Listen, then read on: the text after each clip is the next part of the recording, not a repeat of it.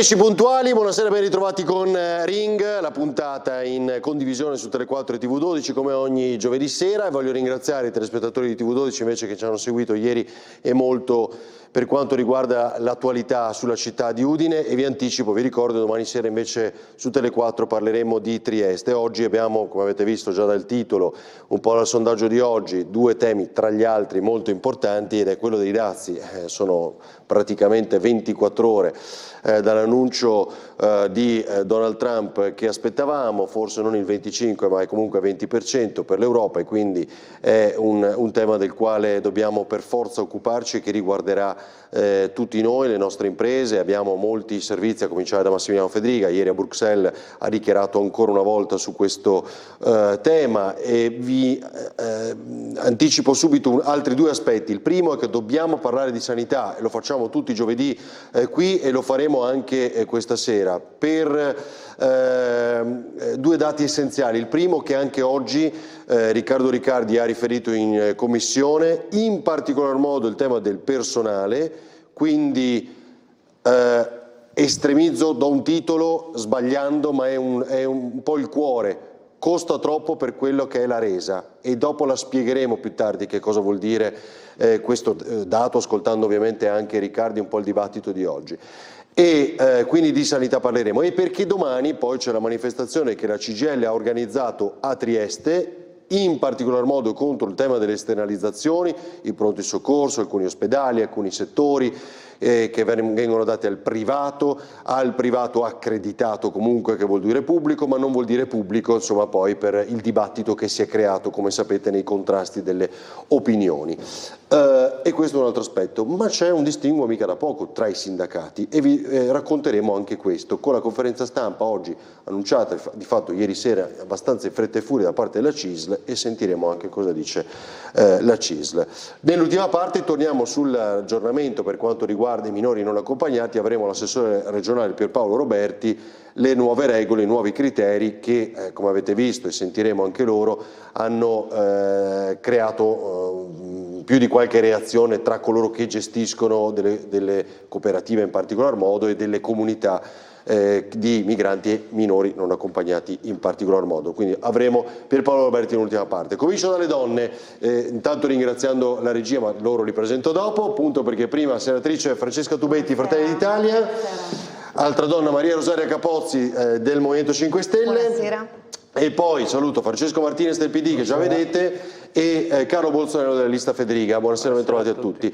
Allora, in regia Emanuele Sergi e Alessandro Fiermonte. Ragazzi, oltre sia al 375 6458 500, sms, domande, commenti come sempre via sms qui per i nostri ospiti. Mi fate vedere il sondaggio, cioè ora, in base a quello che ha detto Donald Trump e quello che ha stabilito e succede, che dobbiamo fare noi? L'Europa deve rispondere con controdazi, sì o no? Dite la vostra, con una telefonata, come sempre sentirete il segnale di occupato, ma è così che funziona perché è anonimo gratuito. Voi telefonate, sentite il segnale di occupato e ha registrato la vostra preferenza, che sia sì o no, in base al numero di telefono che chiamate. Così Giorgia Meloni, avevamo anche un suo intervento ulteriore, ma insomma pochi minuti fa i telegiornali della RAI ha detto sono sbagliati questi dazi, ma no allarmismo. Trump, incasseremo trilioni di dollari, invece ha detto, no? Quindi non è una catastrofe secondo Giorgia Meloni. Voglio cominciare da qui e farvi sentire Massimiliano Fedriga, invece ieri ha detto in larga parte quanto già ha anticipato ai nostri microfoni il giorno prima, ma qui a Bruxelles. Vediamo. Il Friuli Venezia Giulia è una tra le regioni maggiormente esportatrici negli Stati Uniti, e quindi non c'è dubbio che un aumento esponenziale dei costi, soprattutto penso dell'enogastronomia ma non solo, rappresenterebbero un problema importante per la nostra produzione, per i cittadini americani. E quindi è fondamentale non andare verso una risposta che faccia salire la guerra commerciale e faccia esplodere la guerra commerciale. Bisogna tenere il sangue freddo, negoziare con serietà, capendo che la strada da individuare è quella degli interessi comuni europei e statunitensi. Ma penso che qua tutte le regioni vogliono andare in questa direzione. ma non solo le regioni, penso tutto il mondo produttivo voglia andare in questa direzione. Non bisogna agire per ritorsione, bisogna agire con razionalità, rispetto di un alleato fondamentale che sono gli Stati Uniti, ma con la consapevolezza che dobbiamo tutelare il nostro sistema produttivo. Allora, chi comincia? Vedo un bel titolo lì, Aziusa. Quindi ha ragione Giorgia Meloni, immagino, dal suo punto di vista. Chiaramente, alla fine, anche per quello che dice il Presidente Fedriga, la linea è abbastanza comune sul fatto di non dover rispondere con un'escalation di dazi reciproci. Chiaramente la linea del Premier, che ha già definito che solo il 10% dell'export nazionale va negli Stati Uniti, ha attivato un tavolo per analizzare concretamente tutte le singole ricadute settore per settore per quanto riguarda l'economia italiana, per quanto riguarda la produzione italiana e quanto questo andrà a gravare. Questo chiaramente per sedersi a un tavolo, discutere e trattare con quello che è il governo statunitense. Poi ogni cosa è in evoluzione. Sappiamo che il mercato è differenziato, anche gli stessi. Il Presidente Trump dice noi rispondiamo colpo su colpo a quelli che sono i dazi imposti dall'Unione Europea. Qualcosa sicuramente potrebbe anche fare questa Unione Europea per andare magari ad affrontare quelle che sono cose più ideologiche e meno pratiche magari. Chi risponde qui? Martinez? Dai, Capozzi, forza. Beh, io vedo invece una Meloni che continua a minimizzare quelli che sono gli effetti possibili che avranno i dazi. Lo ha fatto in questi mesi quando Trump ha dato seguito a quelle che erano le proprie promesse elettorali, anche se lo ha fatto per fortuna con minore enfasi, visto che aveva promesso il 200%, invece come abbiamo visto dal discorso di ieri i dazi corrisponderanno al 20%, 25% per quanto riguarda le automobili. Per contro il nostro governo ritengo che abbia appunto minimizzato, abbia preso sotto gamba un po' quelli che sarebbero stati gli effetti dei dazi, ma soprattutto si culava sul fatto di avere questi rapporti idilliaci con gli Stati Uniti e forte di questi credeva che forse gli effetti sarebbero stati minori. Ma voglio aggiungere un ulteriore dettaglio. Perché il governo Meloni, a nostro avviso, ha commesso un grandissimo errore, soprattutto in questo momento storico lo si vedrà ancora di più, perché ad un certo punto il governo Meloni è uscito dall'accordo per la nuova via della seta, che in questo momento poteva sicuramente costituire un'ulteriore via di uscita anche rispetto al mercato americano, e quando ritornerà dovrà ritornare. Il paradosso è questo, diciamo, per una vita abbiamo detto sbagliarono i grillini, ci hanno messo in mano nella bocca del dragone i cinesi, ora però si guarda la via del cotone, come sa, no? Da almeno più di un anno. Lei rigira questo ragionamento dicendo almeno avessimo avuto questa, no? Oggi non ci troveremmo. Non so se su questo la seguiranno, poi vediamo, dai, prego. No, dovrà tornare a nostro avviso con il capobasso perché comunque quel mercato ci serve e abbiamo anche una situazione difficile nella nostra regione. Come diceva il Presidente, la nostra è tra le prime regioni per export e soprattutto in un settore quale quello enogastronomico. Quindi in questo momento bisogna tutelare le nostre imprese, i nostri imprenditori, e io mi trovo d'accordo, benché faccia parte di una forza che è opposta a quella dell'assessore Zilli, mi trovo d'accordo sulla sua volontà appunto di voler aiutare le imprese. Abbiamo degli strumenti che ce lo consentono, che sono Friulia e Finest, che possono appunto sostenere anche le imprese in questo delicato momento, in questo passaggio che comunque ci impone di negoziare con Trump, perché iniziare una battaglia commerciale non porterà effetti positivi a nessuno, ma neanche a Trump stesso, ecco. Allora, Bolsonaro, qualcuno scrive, beh, ma qui quando hanno bloccato invece l'export per la Russia non è che è stato tutto quel gran disastro, scrivono via SMS, però insomma, il peso è diverso. Ma poteva essere una posizione nell'export. Allora, finiamo il giro così poi siamo liberi. Dai, Bolsonaro e Martinez. Dobbiamo ragionare che stiamo parlando di un grande Stato che sono gli Stati Uniti. Allora, nel tempo, tutti i presidenti nel tempo hanno sempre fatto una campagna elettorale in America dicendo dobbiamo ritornare a essere un grande paese e quindi dobbiamo smetterla di andare in giro per il mondo a fare i papà quando dopo i nostri figli fanno quello che vogliono e non stanno dentro delle regole. Allora, al di là dei linguaggi, la modalità con cui si muove questo presidente, però dobbiamo capire come avvengono le campagne elettorali negli Stati Uniti e come avvengono da noi, cioè è un altro mondo da questo punto di vista. Ora, il discorso dei dazi è molto semplice. Allora, è chiaro che se avete visto le percentuali con cui ieri sera il presidente Trump ha posto la questione, ha detto calma tutti. Qui scrivono, guardi, via dalla seta, via del cotone, via dagli USA direttamente, no? È diventata così. Certo. Prego, scusi Bolsonaro, no, ma i nostri telespettatori... Intanto vedo, no? Non è che ha dato 20% a tutti sui dazi, ha cominciato a dire 34% alla Cina. Vabbè, è chiaro, però quello che ci interessa cioè 10 di base a tutti, no?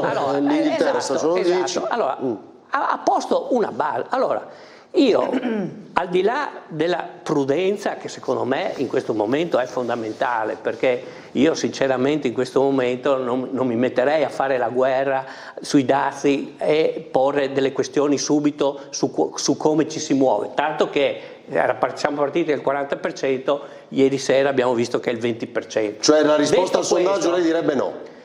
Giusto? Al nostro sondaggio lei direbbe no? No, perché in questo momento la politica e l'Italia ha sempre fatto, è sempre stata capace di tessere rapporti, di muoversi sul territorio, con prodotti che noi non esportiamo sulla quantità, ma noi esportiamo sulla qualità.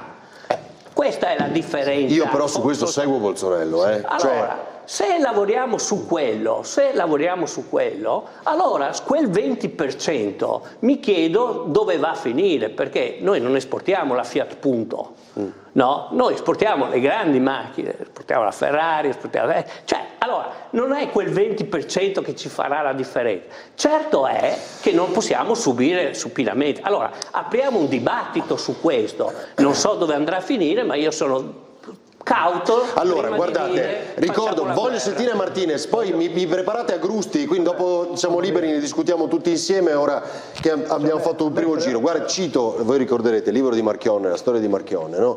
Quando lui dice, appena arrivato a gestire un po' tutto, e dice, ma sta Ferrari non ha quel valore lì, no? A Times Square prima la fa tirare fuori, mettere, no, ne avevano una lì, appunto, il concessionario, la fa mettere sul marciapiede.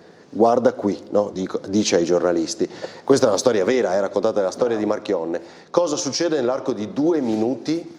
Centinaia di persone che si fermano per guardare una Ferrari rossa negli Stati Uniti. Quindi il tema è, se noi esportiamo questa roba qui, e lo dico anche a chi fa il vino nostro, cioè che costi da 15 euro a 18 euro la bottiglia, l'americano la paga lo stesso perché è il vino italiano, no? Cioè, non è proprio è questo, però voglio sentirvi, dai, di questo stiamo discutendo, figuriamoci la Ferrari se costa il 20% in più. Dai. Colleghi, no?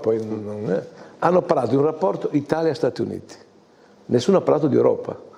Oggi se uno legge i giornali, legge Mattarella, legge Orsini che dicono guardate che o l'Europa va compatta a trattare con gli Stati Uniti oppure quella partita è persa.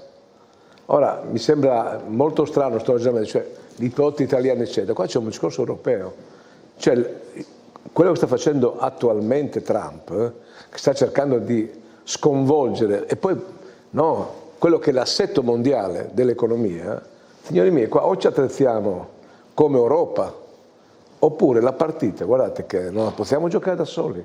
Non è che la Meloni va a trattare con Trump. Lei pensa di poter influire su Trump, ma il discorso è ben diverso. Seconda cosa, sentivo prima Vespa che dice ma per i consumatori italiani non cambia niente. Ma cosa sta dicendo?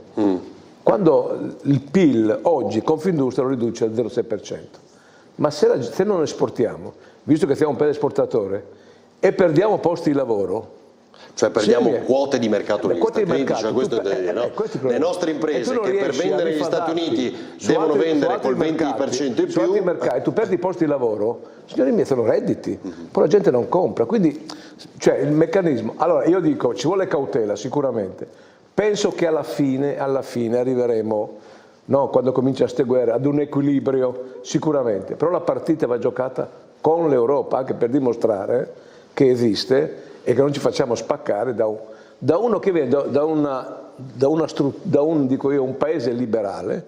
Io ho studiato economia e si diceva che la concorrenza era la base di una crescita e sviluppo economico. I dazi di fatto, no, bloccano il sistema economico. Proprio dall'America, che noi individuiamo come il paese, no, del capitalismo spinto, arrivano segnali di economia che sono al contrario di quelle che sono regole economiche. Francesco, però ti faccio solo però una domanda, che è la vera domanda che tutti pongono, no?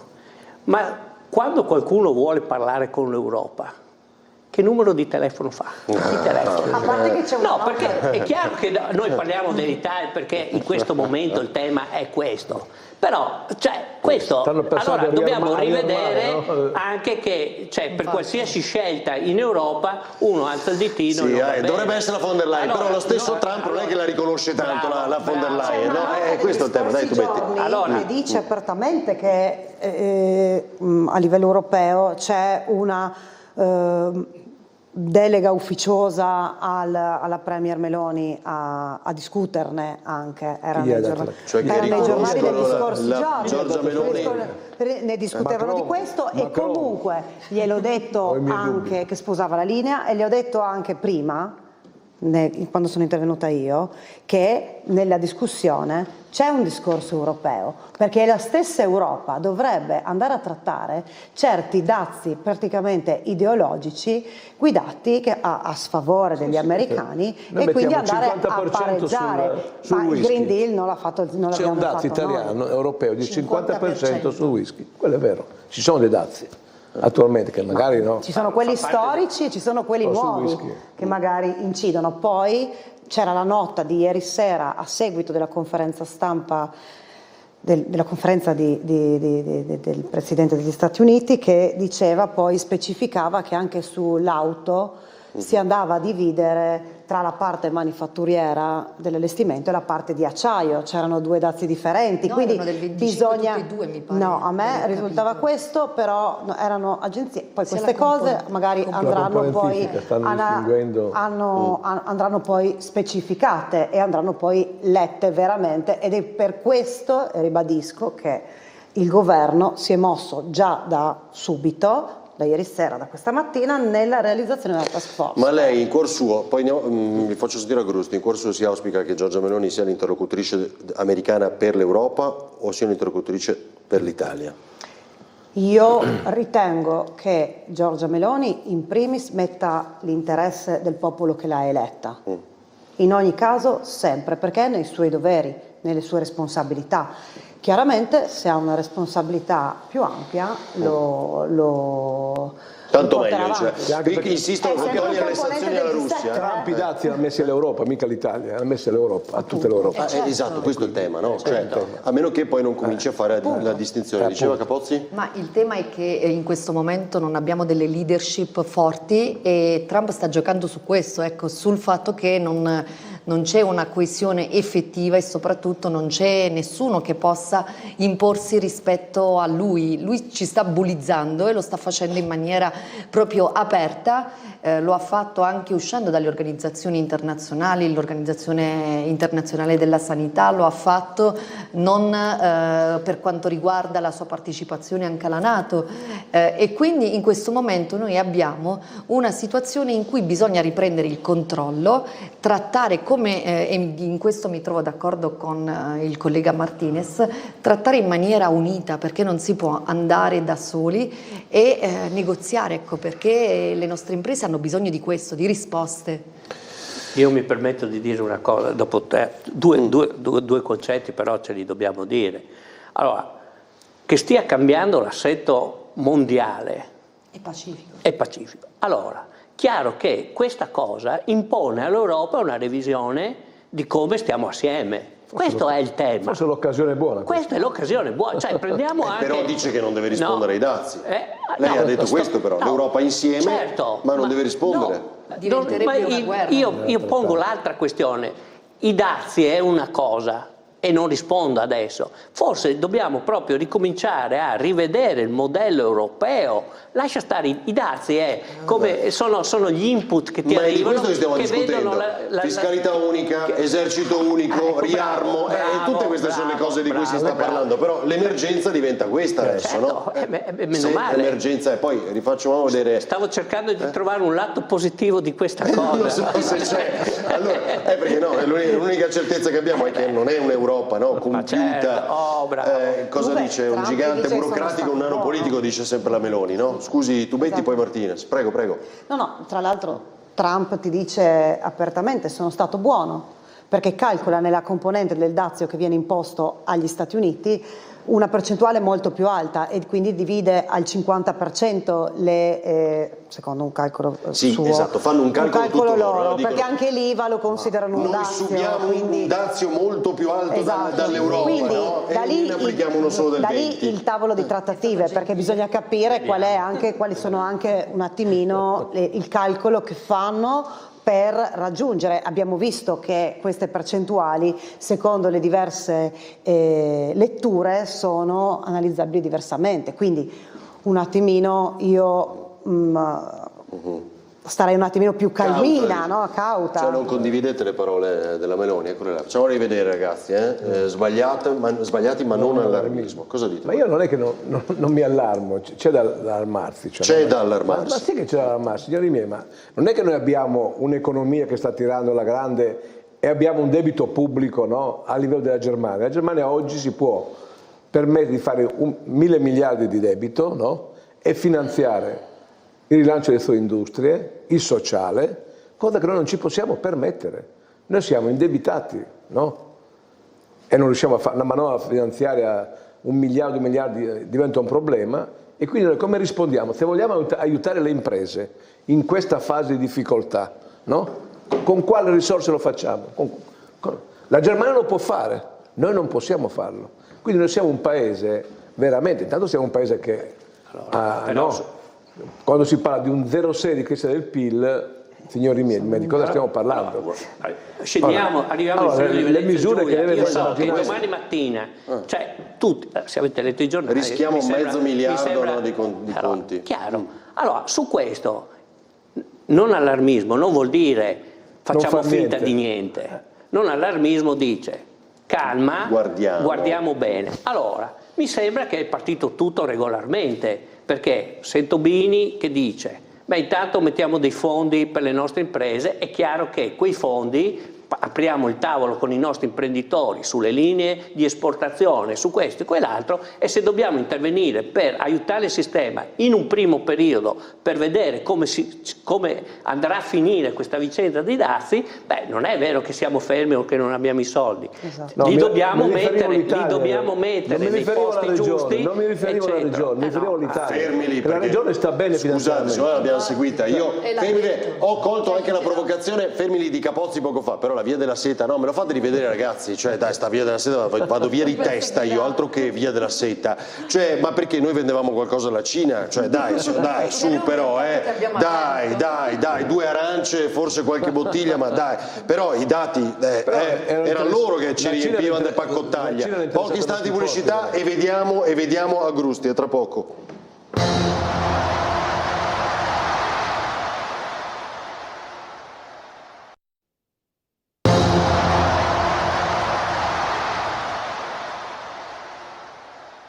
I dati sono una cosa seria, vanno presi sul serio perché adesso sono un fatto. L'Europa dovrà reagire rapidamente in modo unito, anche perché lo statuto dell'Unione Europea contempla esattamente questo, di queste materie è competente l'Unione Europea e non ogni singolo Stato. Il fucile dell'Europa è avere dei dati equivalenti, magari in settori che fanno più male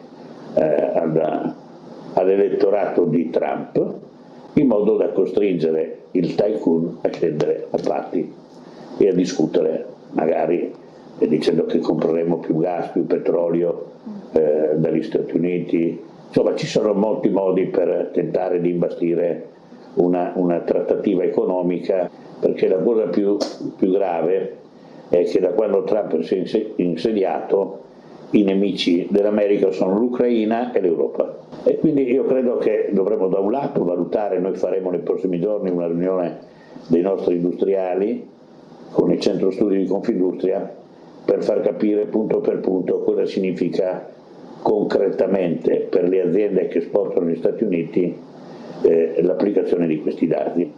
Ecco, noi naturalmente abbiamo tante nostre imprese che lavorano e fanno produzioni per gli Stati Uniti, per esempio nel settore dell'automotive e anche del nostro territorio, quelle della siderurgia, dell'elettronica, della componentistica dell'auto, dell'agroalimentare, della farmaceutica, sono grandi esportatrici verso gli Stati Uniti.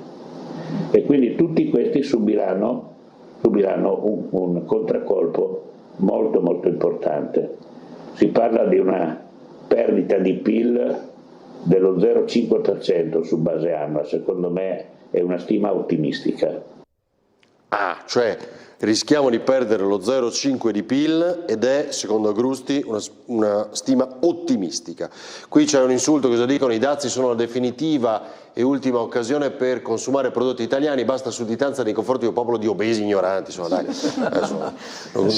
non partiamo, diciamo, con questa. Mi fate vedere, ecco, grazie Emanuele e Alessandro, eccolo qua, questa tabella che ormai tutti conosciamo, la reggeva, ha fatto una cosa pazzesca uno show e poi teneva la tabella in mano. Vabbè, comunque dai, eccolo qua. Questo è, vabbè, Cina, come sapete, insomma, ci mette abbastanza in alto, no? Però la Cina, dice Trump, ci applica dei dazi del 67%, sempre sto conto, no? Dice la Cina li applica agli Stati Uniti, noi gli mettiamo il 34%. Dice dell'Europa, l'Unione Europea, l'Europa mette sugli Stati Uniti di fatto dei dazi del 39%, ecco perché noi gli applichiamo il 20%, insomma, e poi via dicendo tutti gli altri. È buono anche, è buono verso l'Europa. Sì, appunto, cioè la metà, no? Ci dà la metà di quello, no? Fare il calcolo della metà, con questo calcolo, insomma, appunto un po' strano. Però Agrusti è preoccupato, Certo. Ma secondo me c'è da essere preoccupati, Sì. C'è da essere preoccupati ed è da incoscienti sottovalutare questa situazione. E in questo momento bisogna stare a fianco delle nostre imprese, dei nostri imprenditori, proprio per rassicurarli e aiutarli, sostenerli. Anzi, questo può essere un momento proprio per rafforzare il nostro, le nostre produzioni, perché la ratio dei dazi sta proprio nel fatto, sono delle tassazioni per aumentare la propria produzione interna e disincentivare le importazioni da altri paesi. Quindi questo può essere un momento appunto per rafforzare il proprio sistema interno. Per questa lettura del nostro SMS da casa, i dazi sono stati messi all'Europa, no? Come abbiamo fatto vedere e ricordato, l'abbiamo detto anche prima, non ai singoli stati, quindi gli USA ci vedono come un'entità unica, loro almeno, cosa che noi europei ancora non riusciamo a metabolizzare. Quello che sorprende è che a livello europeo non abbiamo fatto una riunione, no? sul riarmo lì, l'Ucraina, voti. Tutti Lì i è stato giorni, l'indecenza, ma anche a livello nazionale. I volenterosi, quelli che sono i responsabili. Cioè, su questo fatto qua, la von der Leyen, dico, questo è un tema, no? Avesse chiamato a raccolta, no? Forse lo farà. Forse perché aspettavano di capire realmente cosa avrebbe fatto Trump, perché ricordiamo sempre cosa dicono di Trump gli analisti, no, americani, i columnist, come dicono i giornalisti, i commentatori, cioè che va preso seriamente ma non letteralmente, no? Trump, quindi come dire che bisogna, attenzione, però non proprio, insomma, alla fine l'ha fatto però, no? Infatti quindi, l'ha fatto. Ma comunque no, mi scusi. No, prego. La Premier all'intervista al TG1 di qualche decina di minuti fa ha già dichiarato che la prossima settimana si comincia a ragionare, no? Le categorie produttive per il confronto tra i dati analizzati dal governo e i dati analizzati dall'impresa, perché anche questa cosa va messa su un tavolo e discussa. La stessa cosa lo sta facendo insieme. la Spagna. Sanchez, cioè da soli, invece da soli. diceva che già la Spagna paga uno tutti. apre il Corriere e vede la Spagna ha convocato le categorie economiche, imprenditoriali e sindacati per capire come far fronte. Però dico, ognuno si sta muovendo a casa sua, però non c'è una regia, non mi sembra non c'è una regia europea che vada contro. Guardate che è Questo un lo vediamo problema. anche sull'IVA e su tante altre cose, lo vediamo quotidianamente. Io sto dicendo, siccome i dati sono messi all'Europa, è l'Europa che si deve muovere, non si deve ogni paese che vanno a fare come fa anche Macron delle volte, no? Parte in quarta, come ha fatto la Meloni, adesso non trattiamo. Pensa di mandare le truppe in Ucraina. Io mi aspetto che la Meloni chieda alla von der Leyen di convocare una riunione a livello europeo per parlare di tutto questo. Ognuno poi sul tavolo porta i suoi problemi, quanto perde di PIL se questi dazi continuano e come trattare con Trump e con gli Stati Uniti. Mi preparate da pozzo, poi faccio vedere anche le altre categorie economiche. Prego Bolsonaro. Ripeto quello che ho detto prima, ma proprio per sottolinearlo, perché poi esce questo, no? A chi telefona, chi decide. Allora, no, ma era per dire, non abbiamo messo questa cosa, non vorrei che passasse e non vogliamo far passare che nessuno si preoccupa di questa cosa o ciascuno fa il suo. Questo è un tema che non va preso di pancia, questo è. Allora, prima di rispondere, come ho sentito fino a ieri, che tutti alziamo i dazi, prendiamo questo, gli ritorniamo questo, se ci vede il whisky noi gli vendiamo il vino, non è questo il tema. Il tema è che sulla politica commerciale è un tema serio che va discusso assieme a tutti gli imprenditori, insieme a tutto il sistema produttivo e avere anche la pazienza di tessere con i vari paesi delle strategie. Perché io credo che questa provocazione molto forte, ovviamente, e che, come dire, è tipica di questo Presidente degli Stati Uniti, che certamente non è il mio, come dire, uno che lo sposerei, assolutamente. Non è mai cup of tea, c'era più per Biden. È un po' più... E non lo dica mica Federica, perché sennò diventa un macello dopo. Federica, democraticamente lei stesso popolo. Sa perché? No, Bolsonaro scherzo, ma perché quando era collegato da Times Square Federica quella sera là, che era collegato con Ring, ci aveva detto guardate che negli ultimi giorni è cambiato. Ma non negli ultimi giorni. Se lo ricordo. Ci aveva anticipato la vittoria di Trump. Ma questo per dire, no, che quando in Italia si diceva sono lì per andare i due candidati, no, sono lì che quasi il Presidente ci diceva dagli Stati Uniti ma questo vince tranquillamente. Allora, quando io sento parlare di pancia sui dazi dell'America, eccetera, dico stiamo attenti perché abbiamo linguaggi anche diversi, modalità diverse. Prima di andare a buttare tutto addosso alle persone dicendo dobbiamo fare questo, dobbiamo aumentare, calma, questo è il messaggio di dire prima di prendere una decisione cerchiamo ognuno di noi. Però è anche geopolitica, è anche geopolitica. Certo che è geopolitica. Perché citavamo, adesso non per farlo sempre, ma la via della seta, cioè quella era geopolitica anche quella. Certo. Quindi allora l'Europa sta zitta e quindi fa ma l'Europa quando c'è stata l'invasione dell'Ucraina, ma ci stiamo dimenticando, questi non si era preoccupati nessuno perché pensavano che bloccando i conti correnti si fermasse la guerra. Allora, perché era una reazione di pancia. Però è questa stessa Europa che ci sta chiedendo di fare il Rearm Europe, cioè uno dice e allora non so se proprio seguirli, e questo è il tema. Sto dicendo questo, allora non stiamo sottovalutando i dazi, non stiamo facendo passare che non ci preoccupiamo. Io quello che voglio dire alla gente che ci sta ascoltando che il governo in questo momento si sta muovendo nella giusta direzione, con calma dice calma, senza siamo isteria, sul pezzo, senza isteria. Va bene. E prendiamo e ci muoviamo. Mi preparate da posto, poi voglio arrivare ai temi della sanità, perché voglio parlare. Guardate qui, Vietnam, dice Trump, no, ci applicano il 90%. Quello, è stato gentile. Esatto, noi potevamo immaginare dalla storia. E a loro diamo il 46% di dazi.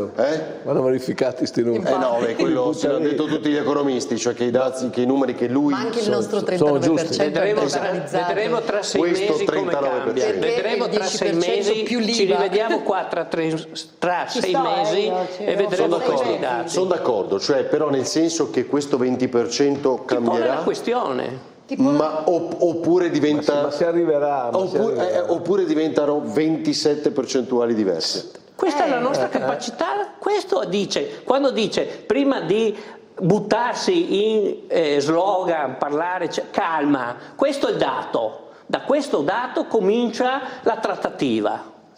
Perché quello che sta facendo Trump, ma l'ha detto anche lui ieri nella sua... il nostro governo questo sta dicendo. Allora, 20%, ieri sera abbiamo saputo, 20%, bene, da adesso partono le trattative e quindi vedremo come va a finire. Io sono convinto che tra 6 mesi ne riparleremo su questo e vedremo la nostra capacità su come ci muoviamo, però ricordiamoci che l'America è comunque un paese alleato. Allora, qui i dazi scrivono porteranno aumento dei prezzi nelle materie prime, forte salto dell'inflazione, certo. Pare negli Stati Uniti comunque, e rafforzamento dell'euro, quello è già avvenuto, avete visto negli ultimi giorni, molto più è più alto ovviamente del dollaro.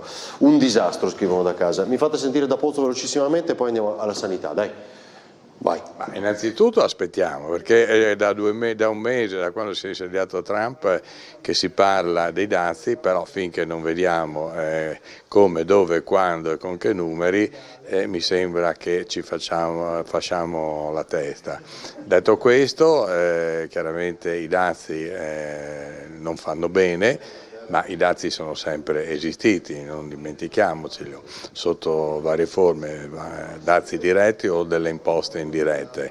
E ci auguriamo che l'impatto che verrà definito sui prodotti possa essere marginale, ma è importante il ruolo che avrà l'Europa nel trattare, perché è una trattativa, stiamo parlando di commercio mondiale, quindi è una trattativa dove ci auguriamo che l'Europa abbia quel ruolo che finora magari non ha avuto.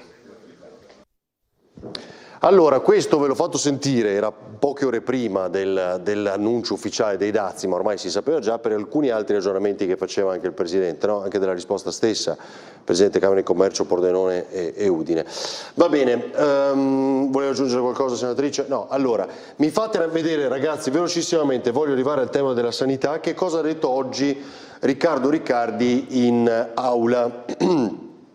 Nodo, tra gli altri, quello dei dipendenti e appunto dei costi, l'andamento del finanziamento pro capite, aveva delle slide, insomma, che poi in parte vi potremo anche far vedere per commentare. Vediamo, dai.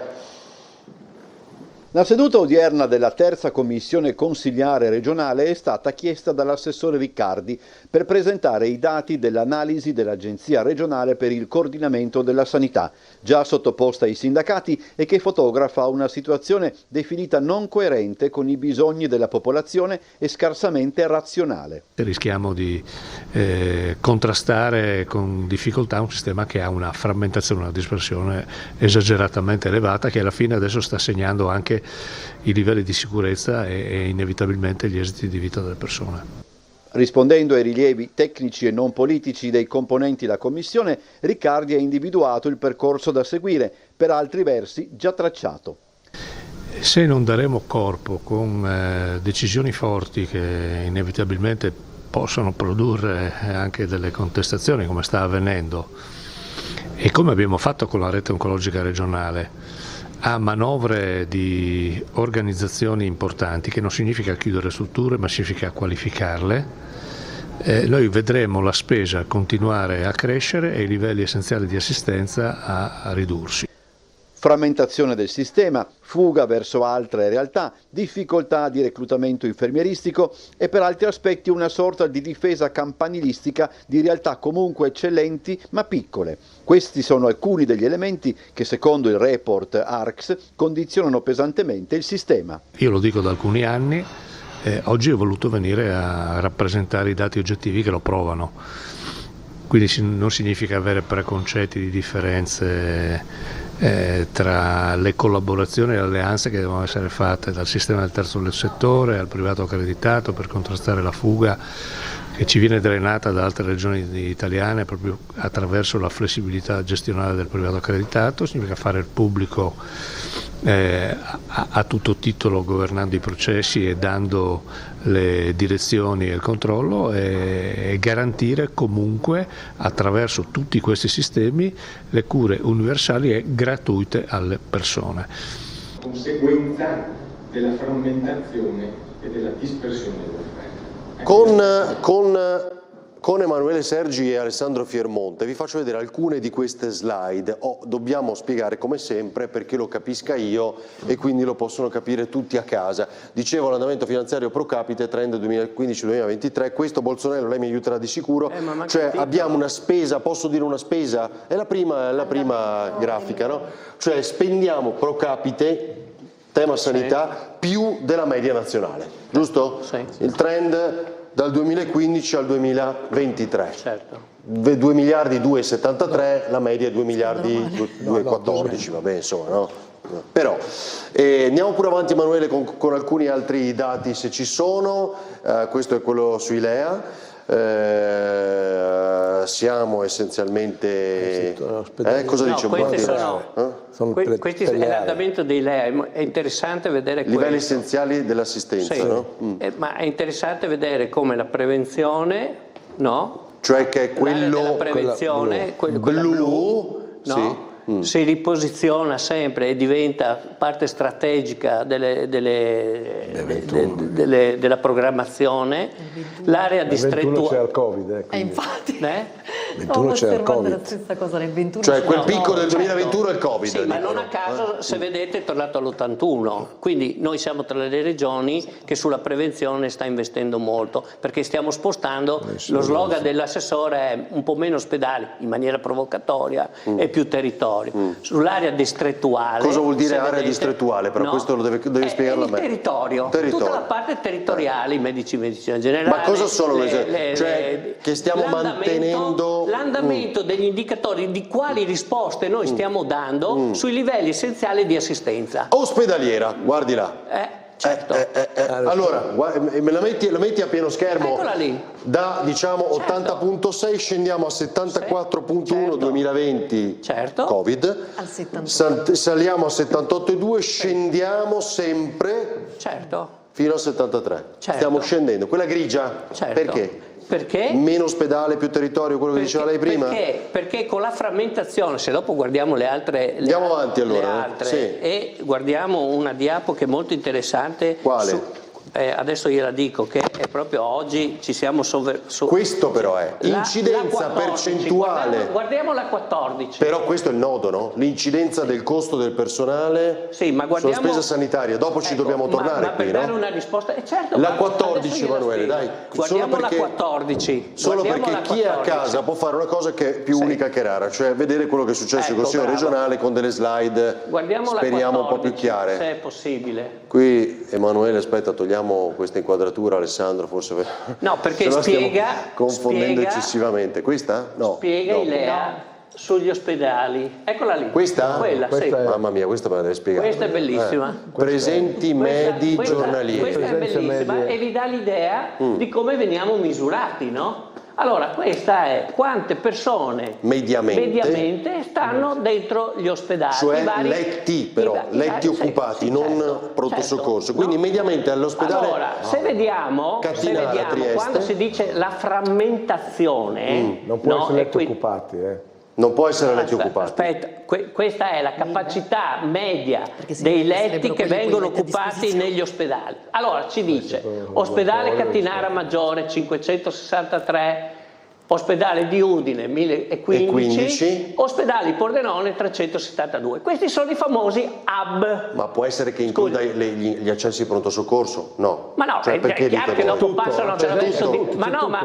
sono letti dove stanno le persone, no? Allora, quindi nell'accesso che vanno. Se noi vediamo, perché dopo vediamo dei LEA completamente diversi e la caduta negli ospedali? Perché nella frammentazione, se alza un po' la diapositiva, guardate per esempio ospedale di Spilimbergo, mediamente 28, ma voi pensate che un ospedale può essere tenuto aperto, le dice? No, tenuto aperto, nessuno vuole chiudere ospedali, si sta dicendo che ovviamente tenere in piedi strutture così frammentate con una capacità media di presenza media giornaliera di 28 posti, che tra parentesi prima era 24, ve lo dico per certo perché era ospedale di Spilimbergo 3 anni fa, aveva la media 24, è chiaro che quello che dice l'assessore è no, però sono d'accordo, però voglio fare una cosa che non fa nessuno, perché sennò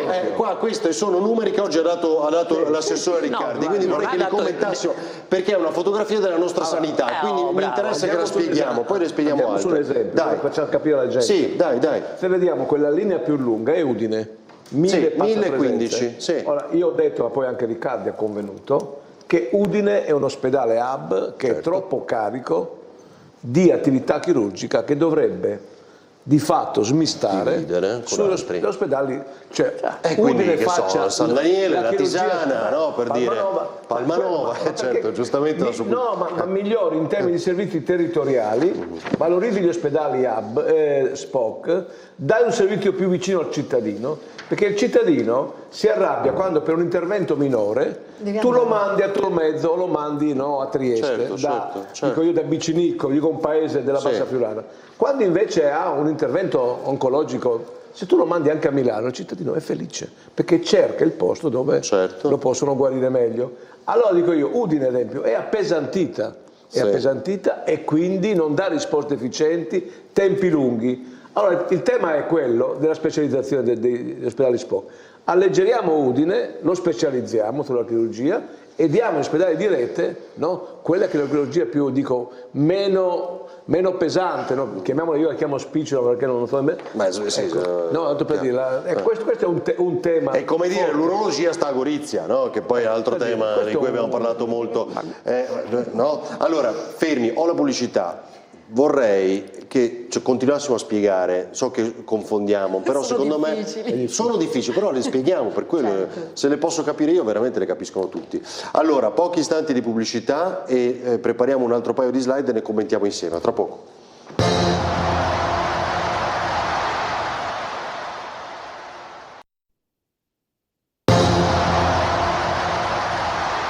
Commentatevelo. Allora, 22.03 e vi ricordo di rispondere al sondaggio perché alle 22.30 circa diamo il risultato di questo sondaggio, poi saluteremo gli ospiti, noi avremo Pierpaolo Roberti per parlare invece di tutt'altro tema, quindi rispondete. Allora, abbiamo preparato un'altra slide, velocissimamente, eccola qua, alcune scelte dell'anno 2025. Esatto, quella frammentazione non vuol dire che si chiudono ospedali, ma nel 2025 si comincia a dire cosa faranno dentro negli ospedali, cosa si fa nel territorio e come si prende. Dobbiamo aprire 6 case di comunità 7 giorni su 7. Quindi, la domanda è allora, aspetta, 24 ore su 24. Quindi, se andiamo giù, che è quello che interessa di più, quindi l'apertura alle case delle comunità, quindi spostiamo tutta una serie di azioni fuori degli ospedali, la riconversione dei pronto soccorsi, e il 116-117 che finalmente parte anche in Friuli Venezia Giulia, che è quel filtro famoso, o mal di pancia, cosa devo fare? Prima di andare in pronto soccorso forse c'è qualcuno che ti risponde. Questo però, aspetta, questa roba qui è interessante. Cavoli, questa va spiegata bene. Certo, il 116... Cioè il mio medico di base non mi risponde, io chiamo il 116-117, prende la bassa intensità. Cioè quando perché la gente va in pronto soccorso? Allora il 116-117 è ormai una formula a domanda-risposta già presente in tantissimi stati, quindi è un metodo che funziona, che prende in carico perché noi vanno al pronto soccorso, giustamente il cittadino ha un dubbio. Quindi mi diranno non andare al pronto soccorso, vai nella casa di comunità. Che cosa? No, questa? Ti diranno 7 giorni su 7 ore 24. C'è tutta la serie, certo, è così, è una specie di filtro che viene fatta per la bassa intensità, perché oggi se tu hai un dubbio di qualcosa alle 23, no, e la guardia medica non ti risponde, quell'altro non ti risponde, noi col 106, 117, non noi, è già presente in Lombardia, è presente nelle polizze assicurative dell'assistenza, ragazzi, che hanno la, la telemedicina, la risposta telefonica al quesito. Proviamo a vedere se lo andiamo... fanno anche le multi-utility adesso. Se andiamo... fermi. Eccolo qui. No, aspetti, cosa dite su questo? Velocissimamente. Io ho delle perplessità rispetto alle 6 case della comunità, perché il vero tema era proprio l'attrattività. Che vuol dire il territorio, no? Famoso certo, territorio. Le case della comunità comunque devono essere riempite di personale, ma in questo momento c'è una carenza endemica di personale. Ma è per quello che dobbiamo ricollocare il personale. Ma sembra di fare il gioco delle figurine, togli qua, metti là. Allora, scusate. Quindi qualche cosa devi comunque depredare. La sensazione è proprio questa. È questione di rendere accessibili i corsi di laurea, come sta facendo questo governo. Quando mi viene detto che non facciamo le scelte si stanno, perché con la rete oncologica, grazie poi anche a veramente delle discussioni serie fatte anche con Martini, Cosolini, l'abbiamo già detto, dai, che hanno votato a favore. Abbiamo detto assegnare vocazione specifica a ciascuna sede degli ospedali SPOC, no? Quindi cioè gli ospedali di rete, non più piccolini. Nel senso che gli diamo quella che è una funzione, no? Che giustamente dice anche il consigliere. Quindi Gervasuta riabilitazione, San Vito l'urgenza, Spilimbergo geriatria lungodecenza, Tolmezzo mantiene tutte le funzioni perché ovviamente è il presidio della montagna. Le faccio una domanda, fermi lì. Spilimbergo, no? Di cui molto si parla adesso, così come la Tisana, no? San Daniele, cioè il privato, no? Che sarà privato accreditato. Spilimbergo qua dice, voi dite, no? Geriatria / lungodegenza. Certo. E il pronto soccorso, cioè quella è la parte che resta pubblica. Poi cosa intende dire? C'è un pipì. No, c'è allora, un pipì. qui gli diamo. Cioè, allora, scusate, questo non si sa. No, ma come non si sa?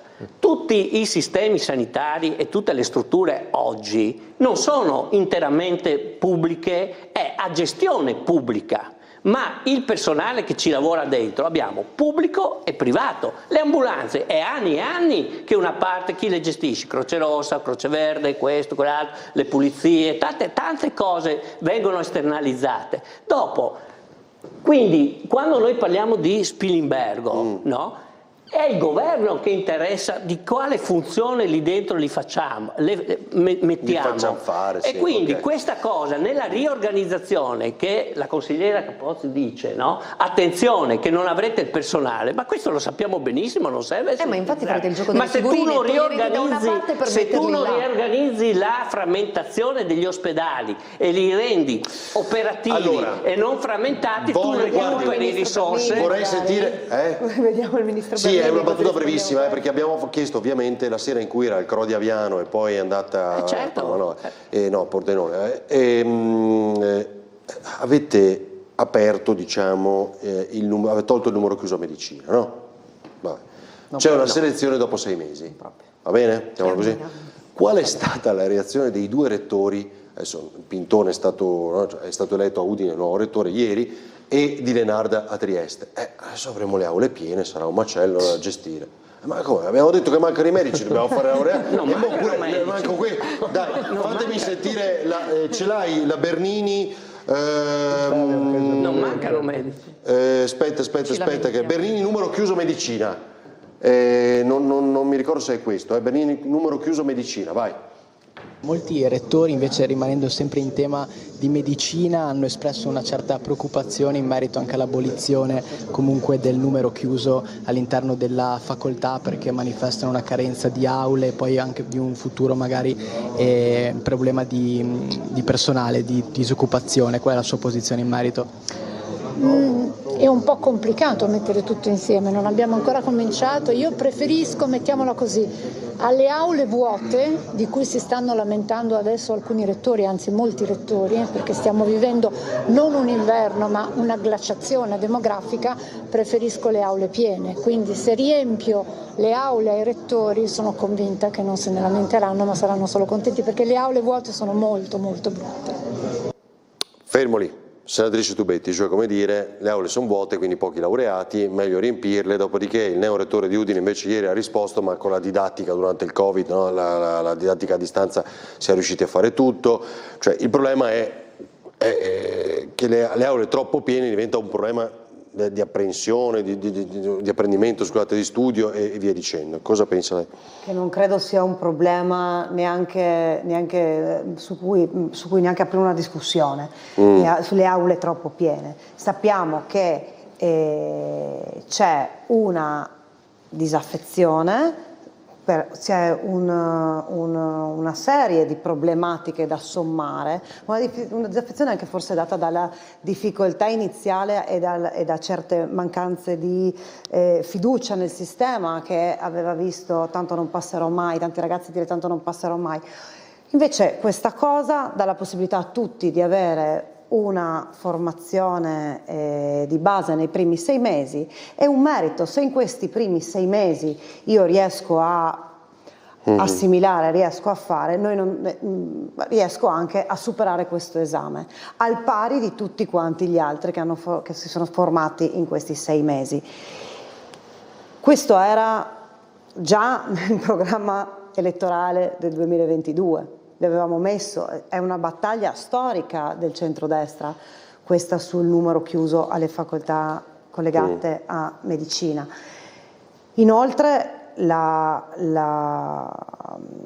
libertà di studio, insomma, io l'ho fatto un esame di ammissione tanti anni fa, non a medicina ma a architettura. È una cosa che non ci ha visto riempire le aule e non ci ha visto svuotare le aule si sono svuotate magari con l'abbandono successivo. Esattamente, questo è il tema poi, no? No. Lei ritiene ci debba essere il numero chiuso? No, certo, scusi senatrice. Assolutamente sì. Noi ritorneremo nel 27-28, no? Noi abbiamo programmato male il numero di questi anni in cui i medici escono dal sistema perché vanno in pensione, perché ovviamente con la 502 li abbiamo messi tutti assieme, siamo entrati tutti dentro, ma io ricordo che quando siamo entrati tutti dentro c'erano file ai concorsi di disoccupati medici che dovevano entrare, quindi il numero chiuso non è venuto fuori così, è venuto fuori perché c'era pletore di medici disoccupati, ricordiamocelo. Dopodiché, oggi il tema reale che era stato posto dal centrodestra era che quel test per entrare in medicina, al di là che bisognava rimettere a posto quanti erano veramente il personale che bisognava preparare, no? Ma noi come numero generale complessivo di medici nel 28 ce li avremo tutti, è l'altro personale, infermieri e tutto quello del comparto che non avremo. Cioè non ci mancheranno medici? Non ci mancheranno però da medici. Qui al 2028 sono 3 anni. Questi anni sono duri, nati. Però attenzione, vi spiego che la glaciazione, il cittadino deve capire bene questa cosa, nel senso che a noi ci mancano in determinate specialità. Certo, no? sì. Quindi, allora, non parliamo. Allora, il tema del test e del numero chiuso, io condivido perfettamente l'idea dei nostri rettori che dicono attenzione. Intanto questo è un meccanismo che va rodato bene su come noi dobbiamo, perché il rischio è per buttare via quel famoso test che era una follia, cioè per entrare in medicina dovevi sapere qual era il Presidente della Repubblica di 5 anni fa, di 4 mandati, eccetera, allora forse qualcosa non funzionava. Si presentavano... Ha citato le domande più attinenti, no? Perché poi c'era dell'altro. Esatto. De Luca ne ha tirate fuori che l'ultima volta. Ecco, no? Si preparavano, però partecipavano 62.000 ragazzi per 19.000 posti, no? Su un tema che poi quei 19.000 non si era proprio certi se veramente quei test davano una risposta, se erano veramente i ragazzi portati a far questo. Oggi quello che è stato fatto un ragionamento di dire facciamo una preselezione su questo, perché cominciamo anche a rivedere il modello, vedrete che negli anni questo test sarà sempre più affinato, vabbè. E più però non si fa subito, si fa dopo 6 mesi. Arriveremo a quello. Su questo non siete d'accordo? No, stiamo parlando di sistemi vecchi dove la professione era anche forse più ambita per una questione salariale. Allora, andiamo a discutere sul salario. Questo di è il tema. Temi. Uno dei temi. Adesso le spiego perché. Dica abbiamo, poi questo forse è un ragionamento probabilmente mio, che non sono sicuramente a livello di preparazione del dottor Borsonello. La cosa prevista e che porta anche dei risultati nelle liste d'attesa è nel decreto liste d'attesa di un anno fa. Era la detassazione degli straordinari, l'aliquota unica, l'uscita degli stessi dal calcolo poi dell'ISEE, quindi dall'imponibile, come è stato fatto per la cedolare, per capire un attimino in maniera più semplice com'è per la cedolare secca, no? Quindi sono state fatte delle azioni anche rivolte nei confronti della parte economica, collegata allo straordinario della lista d'attesa, non collegata allo straordinario generico fatto a caso. E cosa ci sentiamo ripetere? Prego, concludo con una piccola cosa. Di questo tema ne ho parlato anche la scorsa settimana con il ministro Calderone a Monfalcone, dove ho invitato i responsabili sindacali del Friuli Venezia Giulia, anche delle professioni mediche, appunto per affrontare anche questo discorso, perché noi abbiamo un contratto del 2021 che va riformato. Bisogna andare a parlare che queste persone che sono collegate vanno pagate di più. Vanno giustamente retribuite, che non vuol dire solo pagate di più. Ogni volta però ce lo siamo sentito dire. La detassazione è diversa dal pagare di più, ci sono due cose diverse. Allora, ce lo siamo sentito dire però anche l'altra volta qui e dalla responsabile CIS, la funzione pubblica per la regione, no? Della Ricca. Noi possiamo intervenire su una parte, una quota di questa rete e ci voglio arrivare. C'è un tetto. Cioè? C'è un tetto di spesa. C'è un tetto, sì, vabbè, però... Che verrà cambiato nel decreto che è in discussione adesso Noi possiamo intervenire aggiungendo un delta di stipendio, banalizzo, no? Benissimo, però ogni volta che aggiungiamo un delta di stipendio aggiungiamo una funzione, un compito a questi medici. Quale slide è quella lì? Dai, vediamola subito. Non c'è il numero. Non c'è il numero. Prestazioni aggiuntive del comparto. Prestazioni aggiuntive. Vede 7 milioni in più, alla dirigenza 18 milioni in più. Vabbè, ma questo non... perché l'aumento... Sì, ho capito, però... Allora, perché vanno a lavorare nel privato? Perché vanno a lavorare nel privato? Hanno condizioni che gli permettono di conciliare la vita lavorativa e quella familiare più congeniali. Ecco, in questo Guardi momento, che bravi che l'hanno trovato lo stesso. In questo momento il personale sanitario si ritrova in condizioni ai limiti veramente dell'accettabile e questo anche dal punto di vista salariale e delle volte anche in condizioni paradossali, perché abbiamo dei nostri medici che si ritrovano a lavorare con i cosiddetti gettonisti che a parità di prestazione prendono degli stipendi allucinanti. E lavorano solo pochi giorni, no? Quindi questa slide qui cosa dice? Prestazioni aggiuntive e comparto. Nel 2021 era? Cos'era? Da 2 milioni siamo arrivati a 7 milioni, che sono quella quota che abbiamo aggiunto, su cui le prestazioni aggiuntive, cioè al personale diciamo il tuo stipendio, però se ricordiamoci che l'anno scorso abbiamo tolto le RAR, quindi le risorse aggiuntive regionali che prima venivano gestite con un unico fondo per tutta la regione, con una serie di disparità. Diciamo che abbiamo dato aumenti per 7 milioni e 7 nel 2024 sugli stipendi nel comparto. Che vuol dire nel comparto però?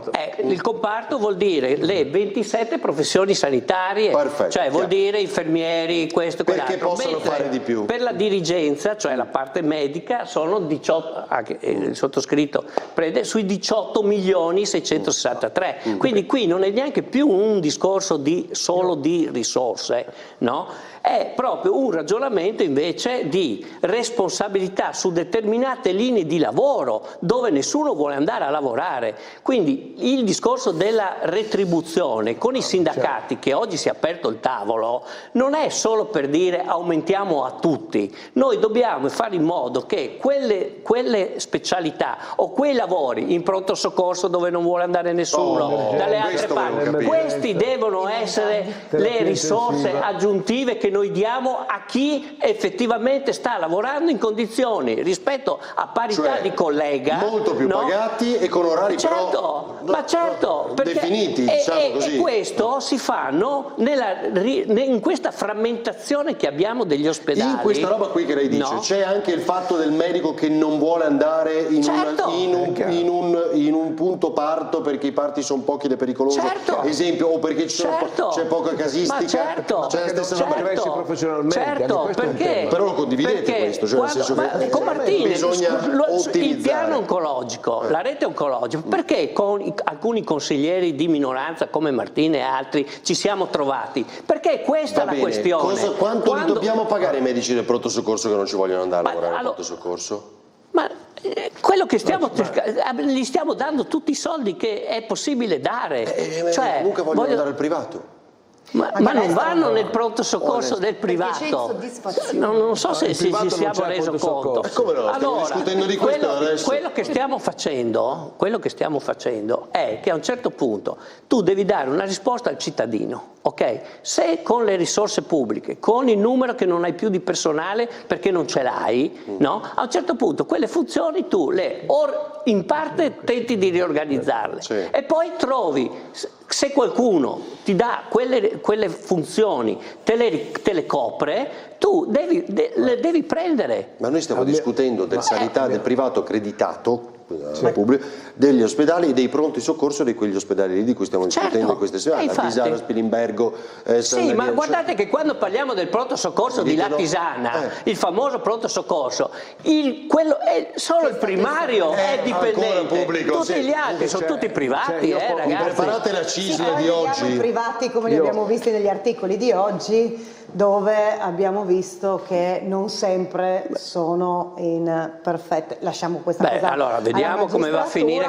Dobbiamo anche un attimino controllare meglio. Io non le sto dicendo il contrario. No, ma io non difendo. È giusto. Non ce l'ho assolutamente col sistema, anzi, però dobbiamo andare a analizzare il problema non solo dalla parte politica ma dalla parte del cittadino, dalla parte della persona, come giustamente ha detto all'intervista fatta dall'assessore Riccardi, il centro è il cittadino e conseguentemente dobbiamo assumerci la responsabilità di gestire anche tutta la parte dei controlli, perché non possiamo pensare che succeda l'appalto privato poi con situazioni che verranno accertate. Ministro sarà d'accordo, per ridurre la lista d'attesa, obbligare i medici ospedalieri a rinunciare alla libera professione pagandoli di più.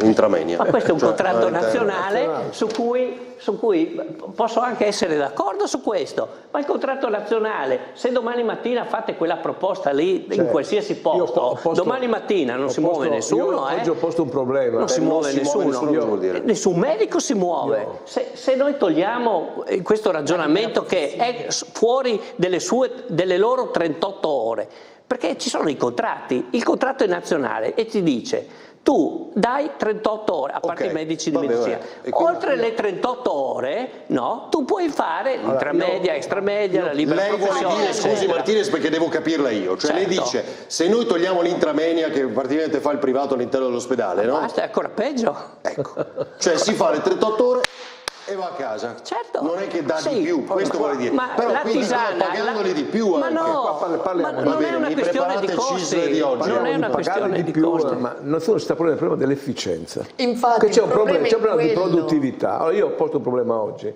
no?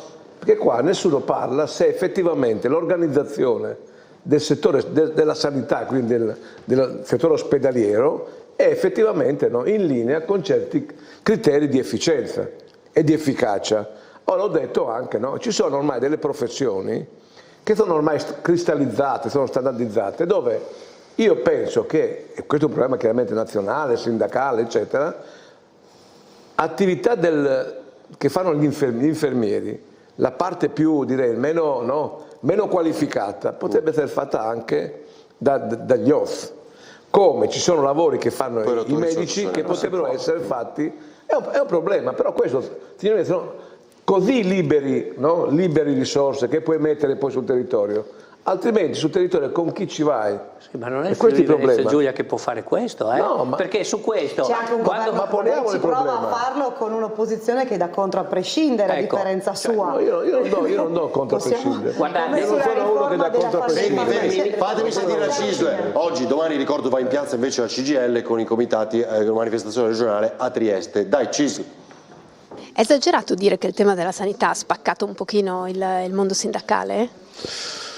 Diciamo che ha portato delle criticità di metodo e di merito. Nel merito devo dire che abbiamo trovato alcuni punti comuni con la CGIL che potrebbero essere la fonte per un'iniziativa comune da fare più avanti, non sicuramente domani. Nel metodo noi siamo molto distanti da alcuni metodi che in questo momento sta mettendo in piedi la categoria della UIL, da cui ci dissociamo sia nel discorso di raccolta firme sia di campagna diffamatoria di insulti o altro. Poi su questo è anche facile fare proselitismo all'interno se c'è un sistema in cui sembra che a livello parentale ci possano essere delle cose in comune.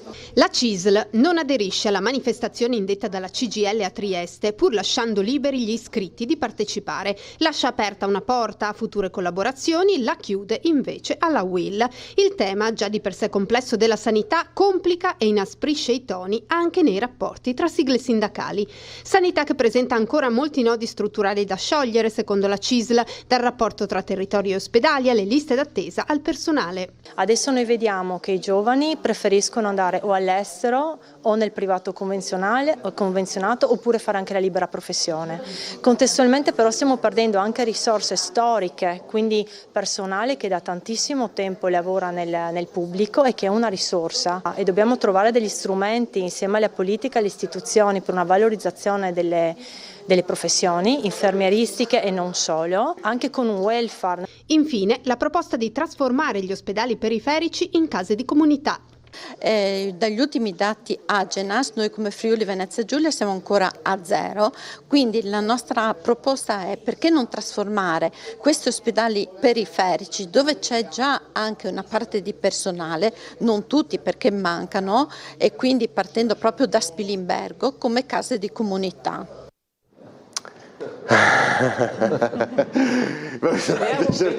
Allora fermi, 22-27, devo dare anche il risultato del sondaggio e quindi dobbiamo andare velocissimi. Perché sono spaccati i sindacati? Perché devono ancora leggere le RSU, capito? No, vedrai che quando adesso si fanno tutta una battaglia su questo, c'è la vabbè, per avere visibilità, tra 4-5 settimane vedrete che legge, però non ridurrei il tema, diciamo, il confronto della sanità solo a questo, dai, perché non sarebbe onesto. In questo momento tra di loro sensibilità diverse. La domanda, ci sono sensibilità diverse, certamente non possiamo pensare però di semplificare un tema così. Io so che oggi abbiamo condiviso che le risorse che questa regione ha messo per incentivare il personale sono risorse importantissone. Ma che non danno risultati. Ecco.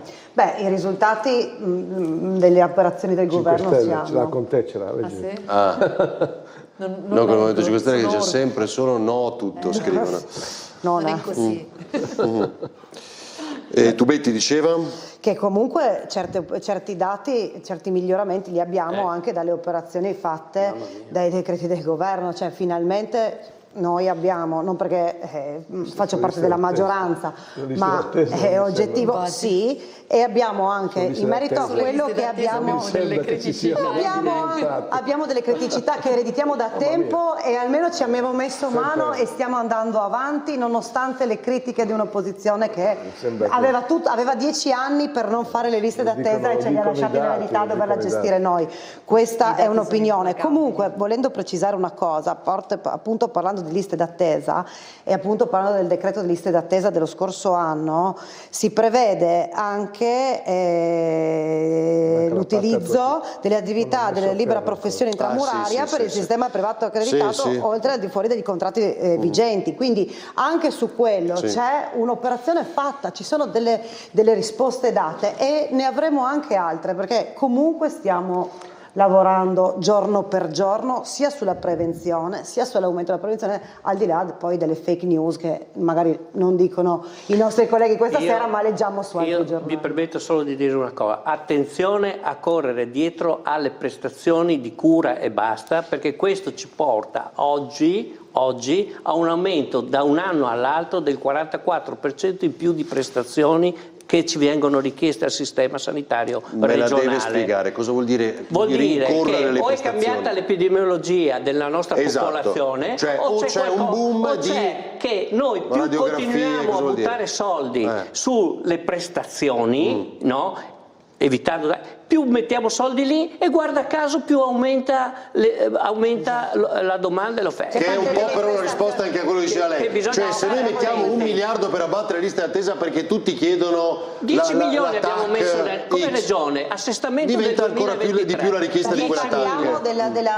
Delle prestazioni, ma ci sono ancora critiche. Dobbiamo fare una piccola differenza, che siamo d'accordo con quello che sta dicendo il dottor Bolzonello, ma c'è una cosa da dire a monte: stiamo parlando delle prestazioni cosiddette non necessarie, e una cosa sono quelle, una cosa è la prevenzione, perché solo se noi andiamo ad affrontare la prevenzione ricorrente e anche in fase, diciamo, giovanile, preveniamo la cura dopo, e quindi andiamo anche a un concetto poi di risparmio nella cura della patologia.